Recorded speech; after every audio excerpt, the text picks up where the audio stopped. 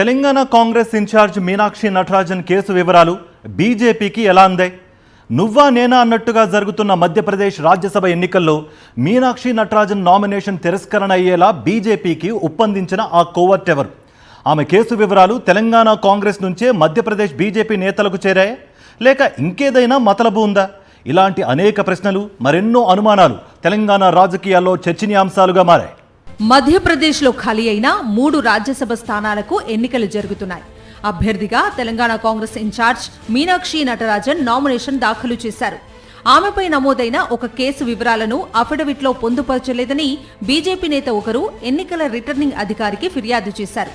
దీంతో విచారణ జరిపిన రిటర్నింగ్ అధికారి మీనాక్షి నటరాజన్ నామినేషన్ను తిరస్కరించారు. నామినేషన్ తిరస్కరణ కావటం రాజకీయంగా దుమారం రేపుతోంది. గతేడాది ఫిబ్రవరి నుంచి తెలంగాణ కాంగ్రెస్ ఇన్ఛార్జ్గా మీనాక్షి నటరాజన్ బాధ్యతలు నిర్వహిస్తున్నారు. అప్పటి నుంచి తెలంగాణ కాంగ్రెస్ ను గాడిలో పెట్టేందుకు ప్రయత్నిస్తున్నారు. ఆమె అఫిడవిట్లో కేసుకు సంబంధించిన సమాచారం ఇవ్వలేదన్న విషయం తమకు తెలంగాణ నుంచే వచ్చిందని బాంబు పేల్చారు మధ్యప్రదేశ్ రాష్ట్ర మంత్రి.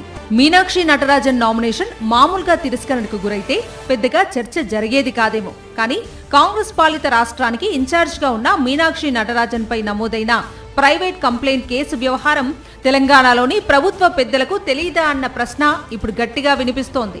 ఒకవేళ తెలియకపోతే ప్రత్యర్థి పార్టీ అయిన బీజేపీకి మీనాక్షి నటరాజన్ కేసు సమాచారం ఎలా తెలిసింది అనే ప్రశ్న సంచలనాత్మకంగా మారింది.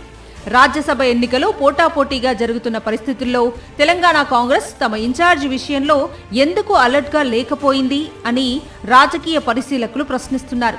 బీజేపీ మంత్రి విమర్శించినట్లుగా తెలంగాణ నుంచే సమాచారం వెళితే అది ఎవరి ద్వారా వెళ్లి ఉంటుంది?